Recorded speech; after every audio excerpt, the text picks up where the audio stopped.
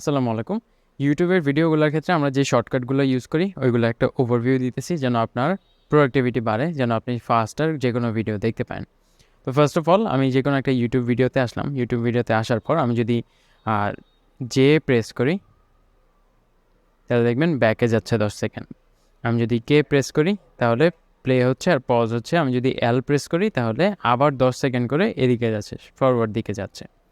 তো এইভাবে আমি চাইলে ফুল ভিডিওতে বিভিন্ন জায়গায় স্কিপ করতে পারি বা চাপ দিয়ে ধরে রাখলে দেখেন তাড়াতাড়ি করে এটা ফরওয়ার্ড ব্যাকওয়ার্ড যাচ্ছে। এটা একটা ওয়ে।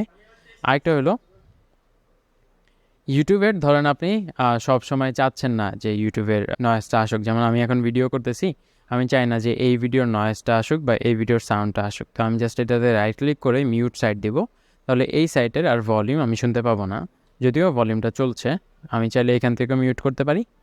আর মিউট করার জন্য আরেকটা শর্টকাট হলো এখান থেকে জাস্ট আপনি প্রেস করলে এটা মিউট হয়ে যাবে, দেন আপনি চাইলে কাজ করতে পারেন। আবার প্রেস করলে এটা আনমিউট হয়ে যাবে। এটা একটা ওয়ে।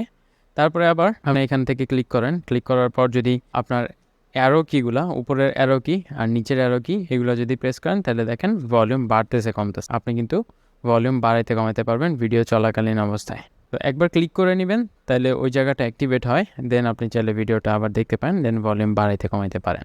এটা একটা ওয়ে। আর এটা একটু ছোট করে আরেকটা আপনাকে দেখাচ্ছি। আমি ধরেন এই ভিডিওটাতে দেখতে চাচ্ছি যে কোন মোমেন্টে তারা কোন বিষয় নিয়ে কথা বলছিল বা কোন মোমেন্টে কে কথা বলছিল। আমি জাস্ট এইখান থেকে এই টাইমলাইনটাতে ক্লিক করে যদি ড্র্যাগ করে উপরে নেই, তাহলেই আমি এইখান থেকে একটা দেখতে পারতেছি, মানে একটা টাইমলাইন দেখতে পারতেছি প্রত্যেকটা ফ্রেম ওয়াইজ।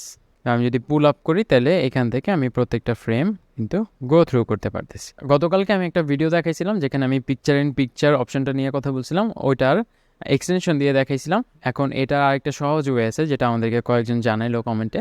সহজ ওয়েটা হলো আপনি ভিডিওর যে কোনো জায়গায় দুইটা রাইট ক্লিক করবেন, আপনার মাউসের রাইট বাটনটায় দুইটা রাইট ক্লিক করবেন। একবার রাইট ক্লিক করলে তো এই অপশনগুলো দেখায়, দুইবার রাইট ক্লিক করবেন তাহলে আপনার এই অপশনটা দেখাবে পিকচার ইন পিকচার। তো পিকচার ইন পিকচার যদি দেন তাহলে এই ভিডিওটা ছোটোভাবে আসবে। আপনি চাইলে আপনার এখন যেই কোনো ব্রাউজারে গিয়ে আপনি কাজ করতে পারেন। আপনার এই ভিডিওটা এখানে প্লে অবস্থায় থাকবে। আপনি চাইলে আপনার ডেস্কটপে গিয়েও কাজ করতে পারেন। আপনার ধরেন আপনি কোডিং করতেছেন বা অন্য কিছু করতেছেন, ওইখানে ডেস্কটপে আপনি কাজ করতে পারেন, সমস্যা নেই। তাহলে এটা ফ্লোটিং অবস্থায় থাকবে। আবার যদি এটাতে ক্লিক করেন আপনি ব্যাক টু ট্যাব, তাহলে আপনার আবার ভিডিওতে চলে যাবে। এটা একটা ওয়ে পিকচার ইন পিকচারের।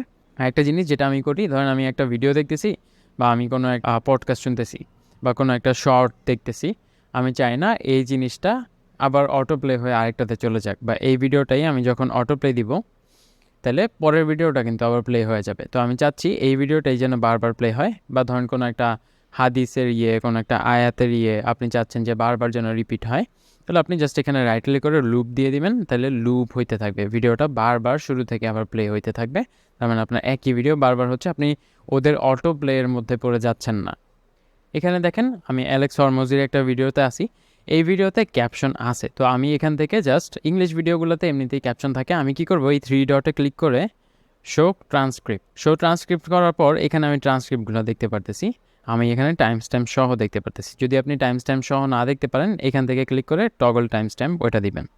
তো এটা দিলেন, তাহলে এখন আপনি দেখতে পারবেন যে কোথায় ও কী নিয়ে কথা বলছে। আপনি জাস্ট ওইটাতে ক্লিক করে ওই টাইমটাতে চলে যেতে পারবেন। দে আর ট্রাইং টু রিক্রুট, তারপর স্মার্টেস্ট স্ক্রিপ্ট থেকে আপনি স্ক্রল করতে পারবেন ভিডিওর বিভিন্ন জায়গাতে। এটা আরেকটা ওয়ে। আরেকটা হলো অনেক ভিডিওতে আপনি এই জিনিসটা দেখতে পারবেন যে এই ভিডিওর হিট ম্যাপটা দেখাচ্ছে যে কোথায় গিয়ে বেশি মানুষ ফোকাস করছে এই ভিডিওটাতে। তো শুরুর দিকে অ্যাটেনশন বেশি থাকে, তারপরে ধরেন এখানে অ্যাটেনশন মানুষের বাড়ছে, তার মানে এখানে ইম্পর্টেন্ট কিছু নিয়ে কথা বলছে। তো আমি এখান থেকে দেখা শুরু করলাম। তারপর যদি আবার এখানে আসি, আবার ওই যে টান দিয়ে যদি বড় করি, তারপরে এখান থেকে আমি জাস্ট ধরেন আর একবার যেখানে মানুষের অ্যাটেনশন বেশি ছিল ওই জায়গা থেকে আমি দেখলাম। তার মানে এই জায়গাটাতে মেইন পয়েন্টগুলো আছে, তারপর একটু হয়তো ইম্পর্টেন্ট না, কিন্তু আমি সাজেস্ট করবো এরকম ভিডিওগুলো পুরোটাই দেখেন, কারণ মাত্র 8-10 মিনিটের ভিডিও, এটা দেখাটা ওয়ার্থ ইট না। ফুল ভিডিওটাই দেখেন, তাহলে আপনি কনসেপ্টটা বুঝতে পারবেন। কিন্তু অনেক ভিডিওতে দেখা যায় টিউটোরিয়াল ভিডিও, শুরুতে অনেক ভূমিকা দেয়, শেষে অনেক করে, তো মাঝখানে ওই হিট টাইমটা দেখলেই আপনি মোটামুটি আইডিয়া পাবেন যে ভিডিওতে কী কী ছিল। আরেকটা ওয়ে হলো ইউটিউবেরই মিনি প্লেয়ারটা ইউজ করা। ধরেন আমি ইউটিউবের মধ্যে স্ক্রল করতেছি, ওনারই আরও কোনো ভিডিও দেখবো, আমি চাচ্ছি মিনি প্লেয়ারটা আসুক, কারণ পিকচার ইন পিকচারে আমি কিন্তু কন্ট্রোলগুলো পাচ্ছি না, জাস্ট ভিডিওটা প্লে হচ্ছে। তো আমি চাচ্ছি এটা মিনি প্লেয়ারে যেন প্লে হোক। তো তো এই বাটনটাতে ক্লিক করলে এটা মিনি প্লেয়ারে প্লে হচ্ছে। এখন আমি চাইলে ওনার প্লে লিস্টগুলো ভিউ করতে পারি। এখান থেকে ভিডিওটা চলতে থাকবে, চলতে থাকা অবস্থায় ধরেন আমি এখান থেকে ভিডিও আবার কন্ট্রোলও করতে পারবো। আমি এখান থেকে ধরেন ভিডিওটা চলতে থাকলো, দেখতে থাকলাম, দেন আমি আরেকটা ভিডিও খুঁজলাম যেটা আমি দেখতে চাচ্ছি, বা আমি ধরেন ভিডিওসে গেলাম, ভিডিওসে যাওয়ার পর ধরেন ভিডিওগুলো দেখতেছি, তারপরে ধরেন কোনো একটা ভিডিও আমার ভালো লাগলো, আমি চাচ্ছি ওইটা আবার দেখতে, তো এটা আমি এখান থেকে অ্যাড টু কিউ করে দিতে পারি, তাহলে এই ভিডিওটার পর ওই ভিডিওটা আসবে। এভাবে আমি চাইলে অ্যাড টু কিউ করতে পারি প্রত্যেকটা ভিডিও যেগুলো আমি দেখতে চাচ্ছি, তাহলে এগুলো কিউতে অ্যাড হচ্ছে, এটার পর ওইগুলো আসবে। এটা একটা ওয়ে। তো আমি আবার এক্সপ্যান্ড দিলে আবার ওই ভিডিওটা এক্সপ্যান্ড হয়ে যাবে। আর আরেকটা জিনিস হলো, এখান থেকে আপনি চাইলে ডিফল্ট ভিউ বা থিয়েটার ভিউ অন বা অফ করতে পারবেন।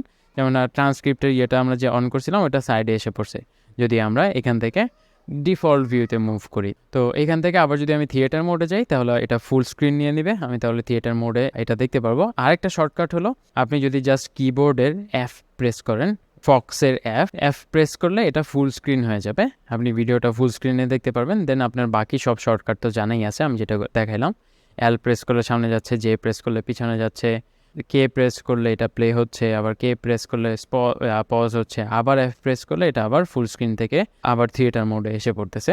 এখান থেকে আমি চাইলে আবার টি প্রেস করে ডিফল্ট ভিউতে চলে যেতে পারি, আবার টি প্রেস করে থিয়েটার মোডে আসতে পারি। তাহলে সহজ মানে এই শর্টকাটগুলো। প্লাস শর্টকাটগুলো আমি কীভাবে অ্যাক্সেস করতেছি দেখেন, এখানে আমি যেটাতেই হোভার করতেছি এইখানে কিন্তু ব্র্যাকেটে একটা শর্টকাট দেখাচ্ছে, তার মানে সি দিলে ট্রান্সক্রিপ্ট দেখাবে, সি দিলে আবার ট্রান্সক্রিপ্ট চলে যাবে। আবার মিনি প্লেয়ারে যাইতে হলে আই প্রেস করব, তাহলে মিনি প্লেয়ারে প্লে হবে, আবার আই প্রেস করলে এটা আবার ডিফল্ট প্লেয়ারে এসে পড়বে। তারপরে এই যে দেখেন F ফুল প্রিভিউটা আসতেছে। তো এভাবে আমি চাইলে ইউটিউবের শর্টকাটগুলো ইউজ করতে পারি, অ্যান্ড শর্টকাটগুলো আমাদের জন্য অনেক সহজ, জাস্ট মনে রাখাটা, যেটা এখন বললাম এগুলো আমি ডে টু ডে লাইফে ইউজ করি। আপনি চাইলে এটা আপনার ইউটিউব ভিডিও দেখার এক্সপিরিয়েন্সকে আরও এনহ্যান্স করতে পারেন এই ওয়েতে। তো বেস্ট অফ লাক, আল্লাহ হাফেজ।